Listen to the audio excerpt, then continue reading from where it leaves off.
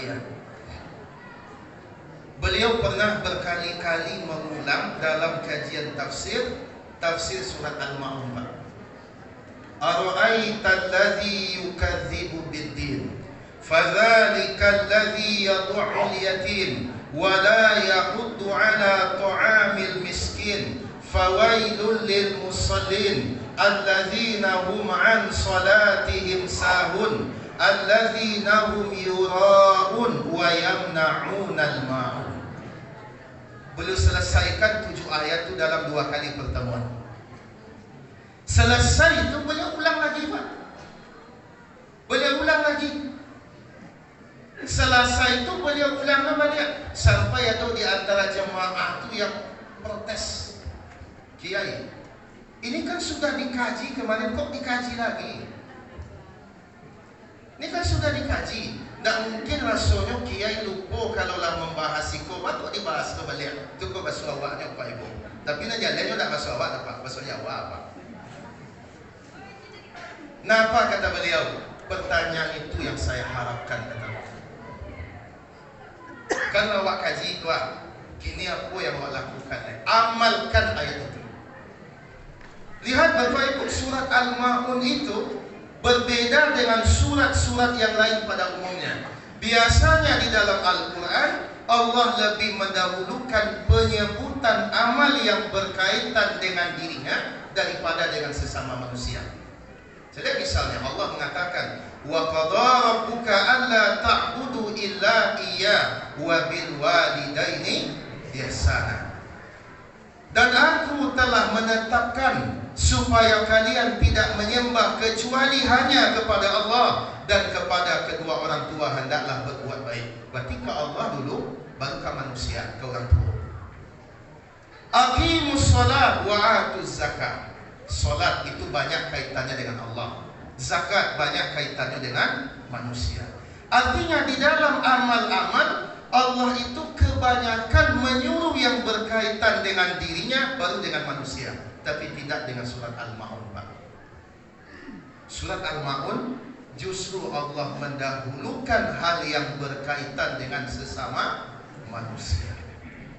Tahukah engkau pendusta agama kata Allah? Luar biasa Pak, pendusta agama apa Pak? Kamu yakin kalau panduto nak ketek-ketek Pak? Acor Pak. Acor. Tapi nampak panduto agama Pak, kau pendusta yang paling besar ni. Apa contohnya Ustaz? Panduto nak ketek. Biasanya ibu-ibu banyak kok. Ajak anak ke pasar, ajak cucu ke pasar, nampak dia makanan warna rancak-rancak. Nek balik tu nek hendak lama tu aak tu. Panduto tu kok. Masa aak?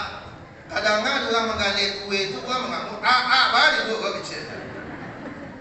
Ndak tu piti kecil, saya tak tahu piti. Kadang-kadang wacok tu duto-duto ketek model tu. Kadang cucu ndak mau mandi batakui-takui. Mandi nak, ndak mandi takut polisi kau. Alah kanelo polisi Pak. Mana kerja polisi menakut banyak ketek dah mandi. Tu betul. Ada pula orang Pak Ibu nyoleklah ditunggu dek kawannya kok. Dari mana Pak gini lampir tiba padahal masih di rumah ni masang sepatu Pak.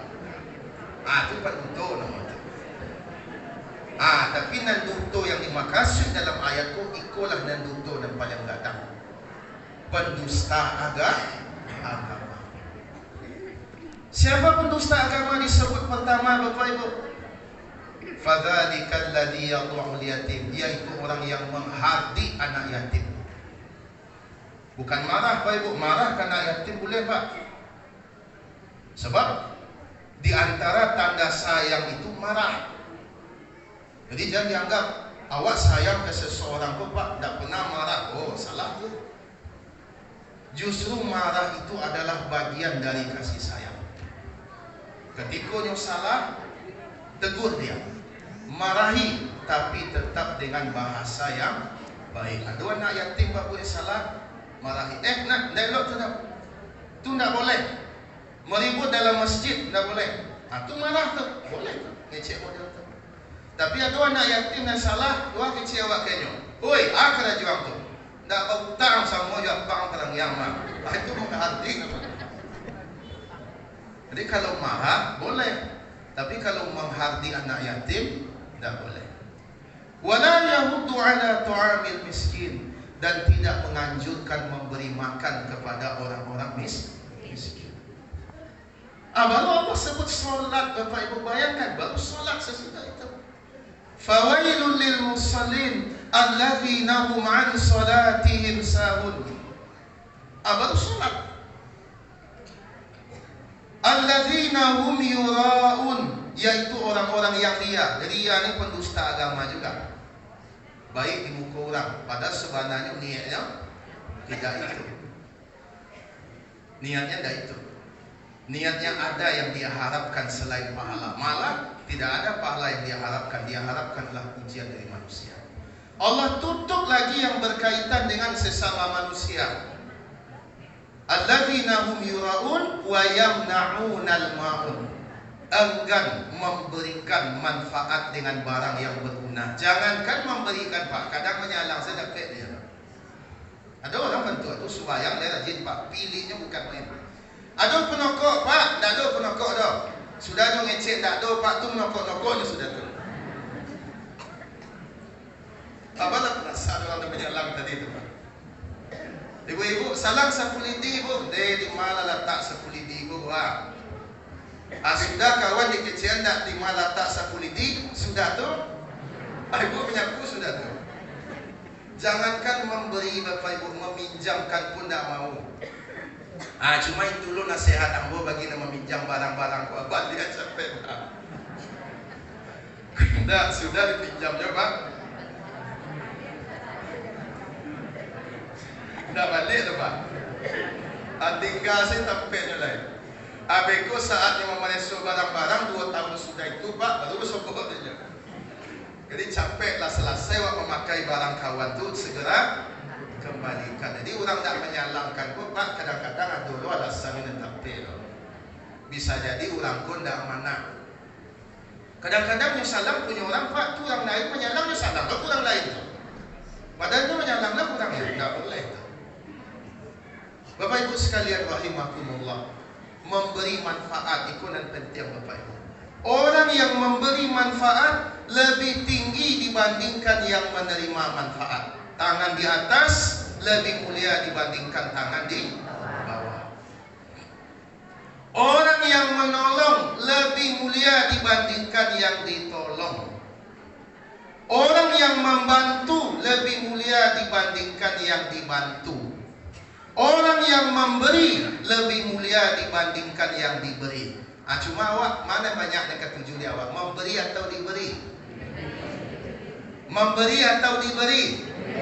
Jalanlah ke dia, Pak. Kau ya, Pak, tak apa. Aku tanya sekali lagi, memberi atau diberi? Agak takut Pak Ibu nampak. Kebanyakan orang senang magi atau menerima, Pak. Itulah mental orang zaman kini. Mental senang diberi, senang menerima, bukan senang memberi. Padahal Nabi mengecekkan yadul ulia khair min yadis sufla. Tangan di atas lebih baik dibandingkan tangan di bawah. Tapi orang ketujuh, Pak Ibu, tangan di bawah, Pak. Kalau ada meeting, Pak, berubah buat tu. Dulu pernah ibu-ibu berang ke lakinya, di telepon suaminya, Pak, dah dia piangke, di WA dah di balik-balik, sedang memfoto, Pak. Tiba jam 11, katua pintu dibuka, langsung mengamuk-ngamuk ibu. Kamu udah pulang macam, pokoknya bapak. Aku ada pintu, yo aku lama dah. Langsung berubah, langsung, Pak. Itu Bapak Yo pengaruh pintu, Pak. Orang dia jajuk, kawak pagi lebih pintu, Pak. Itu Bapak Yo bisa merubah nampak. Berdasarkan manfaat itu, Pak Ibu, menjadi 5 pembagian. 5 pembagian. 5 pembagian kau mirip-mirip seperti hukum fikih. Hukum fikih yang 5: wajib, sunnah, mubah, makruh, haram. Jadi mudah mapalnya Pak. Wajib, sunnah, mubah, makruh, haram. Wajib kebalikannya haram. Sunnah kebalikannya makruh. Tengah-tengah mubah. Kalau mubah itu apa Pak Ibu? Mubah itu apa Pak? Tidak ba'a. Itu yang mubah. Di kerajuan tidak ba'a, ditinggal tidak ba'a. Itu mubah. Sunnah sebaiknya dikerjakan, sedapat mungkin dikerjakan. Kalau tidak di kerajuan, Pak Ustaz, badosui tidak tebak, tapi wajib. Wajib bukan sebaiknya, harus dikerjakan. Tidak boleh tidak dikerjakan, itu wajib ter. Nah, kalau begitu makruh apa? Makruh kebalikan dari sunnah. Kalau sunnah tadi sebaiknya dikerjakan. Kalau makruh sebaiknya ditinggalkan. Kalau haram kebalikan dari wajib. Kalau wajib harus dikerjakan. Kalau haram harus ditinggalkan. Nah, di kalangan ulama ahlul hikmah ada yang membagi manusia menjadi 5 itu Pak Ibu. Ada manusia golongan mubah Pak. Ada golongan sunnah. Ada golongan wajib. Ada golongan makruh. Ada golongan haram. Jadi ada yang wajib, ada yang sunnah, ada yang mubah, ada yang makruh, ada yang haram. Bapak Ibu ingin bahas yang mana dulu Pak? Yang mubah dulu Pak, yang tengah-tengah dulu nak. Manusia golongan mubah ke apa kok? Manusia golongan mubah ke Pak Ibu? Kalau mubah tadi kan tidak ba'a kan Pak? Di kerajuan jadi, ditinggal jadi. Manusia golongan mubah ke Pak? Aduhnya tidak ada pengaruh Pak. Itu manusia golongan mubah ke Pak. Aduhnya tidak ngefek. Tak ada pengaruh, tak ada. Sama jual timun bungku apa Ibu? Masuk karung lain. Masuk pengidak. Aduhnya tak ganok, tak aduhnya tak gaji. Aku manusia golongan mubah. Tapi orang yang ingin memberi manfaat, tapi kemampuan tak ada Pak. Aku tak masuk kemari Pak. Ambo lain nak ingin Ustaz. Tapi ambo tak ada kemampuan, ambo ada masuk kemari Pak. Koncak kita alih capek. Ada pula orang tak bisa memberi manfaat tu Pak Ibu. Bukan dia tak ingin Pak. Sangat ingin, tapi kemampuan tu tak ada, tu tadi panganai. Aku lain ceritanya. Itu manusia golongan mubah. Yang saya masuk dengan golongan mubah kok memang tak ada keinginan untuk bagi manfaat ya lah. Jadi prinsip hidupnya sederhana saja. Apa prinsip hidup kebanyakan orang kini Pak Ibu? Nempel tiang ada yang tak merugikan orang lah tu. Itu model tu banyak orang kini tu Pak. Nempel tiang ambo tak merugikan orang lah tu. Bukan itu yang diajarkan dalam Islam. Yang diajarkan dalam Islam Bapak Ibu, ba'a keberadaan awak itu memberi manfaat. Paya awak ke masjid, bau dua awak di situ numpang solat. Air masjid awak pakai. Abuang air radang lo apa bertambah kecil tu. Apa manfaat yang bisa awak berikan? Sekalipun tak ditulis di situ harus bayar Bapak Ibu. Tapi awak pikir-pikir Pak Ibu, awak lah tak tolong Pak. Awak lah tak tolong. Ada tambah solat. Ngantu awak lailang, tentu awak kan yang wudu. Sakit pada awak, lalapang awak dia. Apa manfaat yang bisa awak berikan? Jadi golongan pertama ini Pak Ibu jangan jadi ini salah, ini bukan orang yang baik. Manusia golongan mubah. Tapi ada yang lebih buruk pada itu. Cak awak kaji itu diharapkan Pak. Kok lah tiba yang Pak ada yang tiba yang Pak jahat. Ada yang dalam bentuk itu Pak. Dalam rapek-rapek Pak. Dalam rapek-rapek. Sempatnya mau WA ketua. Pak ketua, ambo tak bisa hadir kini dok. Ambo kurang sehat. Dibacuan dek ke ketua ke anggota. Kecil anggota. Alhamdulillah. Sebab kalau tibonya Pak Ibu angin suasana dia Pak. Ada tak orang bantu atau Pak Ibu?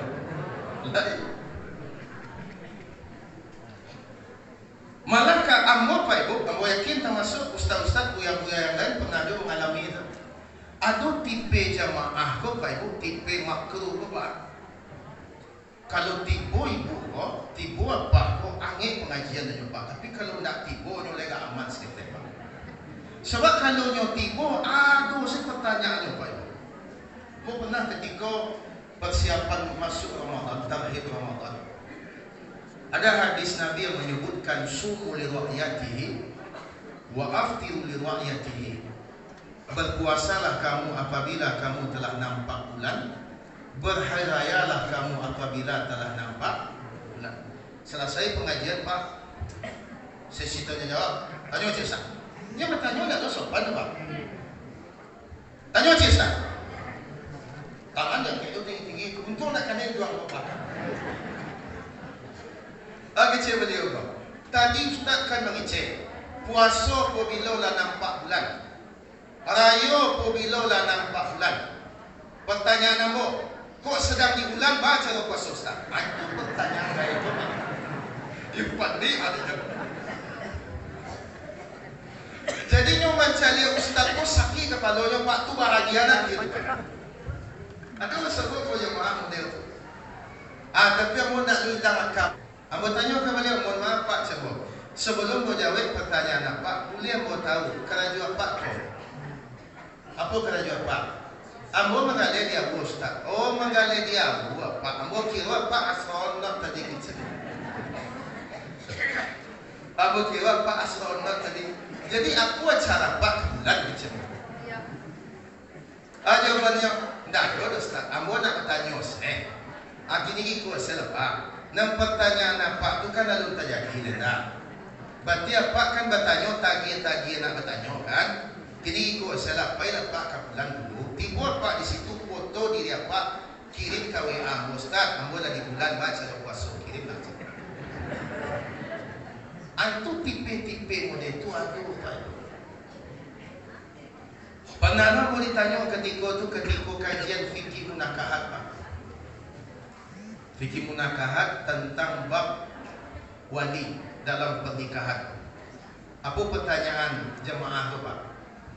Dulu ketika Adam dan Hawa nikah Ustaz, siapa wali Pak Kuat Ustaz? Itu pertanyaan saya. Aku kalau jemaah-jemaah muda itu Pak Ibu kok sempat yang tak hadir Pak Yu sanang yo tiba. Sebab kalau tiba je Pak Ibu rusak berdua aja. Aku yakin Ustaz Mas Wardi ada lo mengalami betul-betul. Aku yakin buya-buya ada mengalami. Inyo bertanya bukan untuk mencari tahu Pak. Bukan untuk dapat ilmu tapi untuk mau uji-uji. Jadi mencari Ustaz Kota Bipadu Pak tu sanang nantinya tu. Itu tipenya makruh. Ada yang lebih buruk Bapak Ibu? Yang lebih buruk apa? Yang tipenya tipe haram Pak. Tipe haram tu siapa Pak? Aku penjahat ni Pak. Kriminal. Sehingga ketika meninggal Pak Ibu kada mati ulang Pak. Alhamdulillah. Lailang biang kerok di kampung. Sekalipun orang mengajian innalillah Pak, tapi itu juga di BBS Pak. Nanti sebenarnya Pak bersyukur sebenarnya. Ada orang model itu Pak Ibu? Aduh. Karena kerajuannya menyusahkan masyarakat. Pokoknya aduhnya Pak susah orang. Pernah di kampung model itu. Lagai tapi masih pareman itu. 3 bulan yang dah di kampung Pak Ibu. Kecil orang dah meninggal ya. Tak tahu nampak dah. Rupanya muncul gaya itu, kecil ni, itu je Pak macam. Langsung nak buat gaya itu, ajang je. Agar dia sampai masyarakat tadi. Ajan sampai waktu menjadi 3 tadi Pak Ibu. Manusia membuat makruh apa yang. Nah, di mana kita sebaiknya setidaknya menjadi manusia yang sunnah. Sunnah itu yang sebaiknya ada. Sibuk kehadiran waktu Pak Ibu sakit banyaknya ada pengaruhnya Pak Ibu. Takana dulu ketika anda ada Pak. Takana dulu dia dulu ketika ada Pak. Ketika ada ibu tu. Awak babu itu bukan untuk dikana orang Pak, bukan. Tapi orang saja yang mengana awak. Takana dia kebaikan awak. Takana dia apa yang pernah awak buat itu. Banyak ada orang seperti itu Pak. Banyak. Jadilah kita di situ. Dan yang paling utama inilah dia manusia yang tipe wajib. Apa itu manusia tipe wajib? Manusia yang ketika dia tidak ada, orang merasa kehilangan yang sangat luar biasa dan tidak ada gantinya. Bayangkan Pak Ibu, tidak ada gantinya dah. Meninggal seorang ulama sudah puluhan tahun Bapak Ibu, tidak ada gantinya dah Pak. Tidak ada gantinya dah. Tengoklah Pak Ibu, tidak ada ganti Buya Hamka sampai sekarang, tidak ada.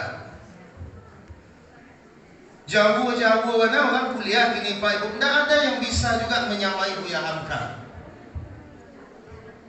Ketika tugas dakwah di Malaysia dulu, ketika itu disampaikan, jual saya nama Buya Hamka Pak, laku di situ tu Pak. Begitu simpatiknya orang-orang Melayu, bukan hanya Malaysia, Brunei, termasuk Thailand, termasuk Singapura kepada Buya Hamka. Nak ada gantinya Pak Ibu sekalian. Jadi tipe wajib kok, ayo gak payah Pak. Artinya mungkin sekian lama belum juga bertemu gantinya. Kenapa demikian? Karena kebaikan yang dia lakukan ini betul-betul kebaikan yang sangat besar. Sehingga takana dalam tadi. Tidak bisa orang lupa dah. Mancalik masjid Pak takananya. Mancalik MDA takananya. Kuat Pak tu dulu Pak. Mancalik waktu bulan, kuat Pak tu dulu Pak. Pokoknya kamar dicalik Pak Ibu, takananya.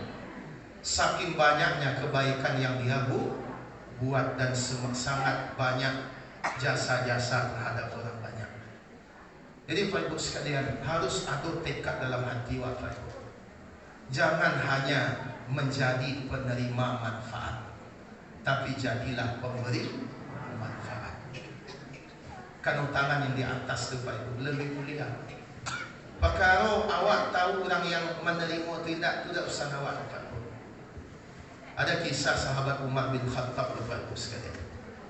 Sahabat Umar bin Khattab melihat seorang kakek-kakek yang telah tua renta menanam kurma Pak, menanam kurma. Padahal kurma itu padahal mau tumbuh buah Pak Ibu. Kurma itu tumbuh berbuah standarnya Pak Ibu 8 sampai 10 tahun Pak. 8 sampai 10 tahun itu standarnya. Bisa lah mau seperti itu. Sementara Pak aku lah sangat gaya Pak, dicari bantu aja tak kena mau bentuknya lagi. Apa kata sahabat Umar bin Khattab? Kenapa engkau menanam ini wahai Bapak? Bukankah engkau sudah sangat sepuh? Rasul-rasulnya tidak akan bisa engkau menikmati dan kalau itu yang kau tanam. Aku kecil orang tua tu Pak. Taruhlah saya tidak bisa menikmati, tapi dinikmati oleh anak saya, oleh cucu saya, atau oleh siapa saja, atau mungkin orang berteduh di bawahnya, atau mungkin burung memakan buahnya. Tidakkah saya mendapatkan pahala atas itu? Prinsip itu yang harus awak tanam di diri awak Bapak. Apa manfaat yang bisa awak boleh? Seperti mana yang Ustaz Mas Wardi sampaikan tadi Pak Ibu sekalian. Ketika awak berwakaf, mengeluarkan harta di jalan Allah. Badan awak hancur, tapi amal awak terus mengalir. Karena itu Pak Ibu, ada orang yang nyula meninggal Pak, tapi amalnya itu meninggal. Umur amalnya lebih lama dibandingkan umur dirinya. Umur amalnya lebih lama dibandingkan umur dirinya. Mungkin umur dirinya hanya 40 tahun, tapi umur amalnya bisa ratusan atau mungkin ribuan tahun. Saya membaca biografi Imam An-Nawawi. Imam An-Nawawi, penulis kitab Riyadhus Shalihin, penulis kitab Arba'in, itu umur beliau cuma 33 tahun lebih kurang Bapak Ibu. Tak sempat nikah. Artinya beliau meninggal dalam waktu yang sangat muda, tapi umur amal beliau sangat panjang. Kenapa? Karena beliau punya peninggalan kitab. Buku-buku beliau sangat banyak dalam berbagai macam bidang. Kalau termasuk saya mengajarkan salah satu kitab yang beliau tulis, Riyadhus Shalihin. Dan itu dibahas hampir di semua tempat di negeri kita, termasuk di negeri-negeri lain. Bayangkan berapa pahala yang mereka pada beliau. Nah, awak tidak bisa menulis Bapak Ibu. Jawab awak bisa dapat pahala mengalir, salah satunya adalah dengan memberikan manfaat untuk orang banyak, di antaranya adalah berwakaf. Jadi Pak Ibu sekalian rahimakumullah, jangan bercita-cita, jangan senang menerima manfaat saja, tapi senanglah ketika kita bisa memberikan manfaat. Karena sebaik-baik manusia khairun nas anfa'uhum linnas. Sebaik-baik manusia adalah manusia yang memberikan manfaat untuk sebanyak-banyak manusia, memberikan manfaat untuk orang lain. Mudah-mudahan apa yang kita sampaikan itu Pak Ibu bisa kita ulang sebagaimana yang disampaikan oleh Ustaz Haji Aswati tadi. Ibu tanya di rumah kaji Ustaz tadi, apalah kaji Ustaz tu lega galak awak, tapi aku kajinya aja itu. Kadang tak kena lawak sebab Pak kaji tak kena. Baik, kalau mulai tagak apa aja kan? Aku baca salam. Demikian Pak Ibu sekalian, jazakumullah khairan katsiran. Wassalamualaikum warahmatullahi wabarakatuh.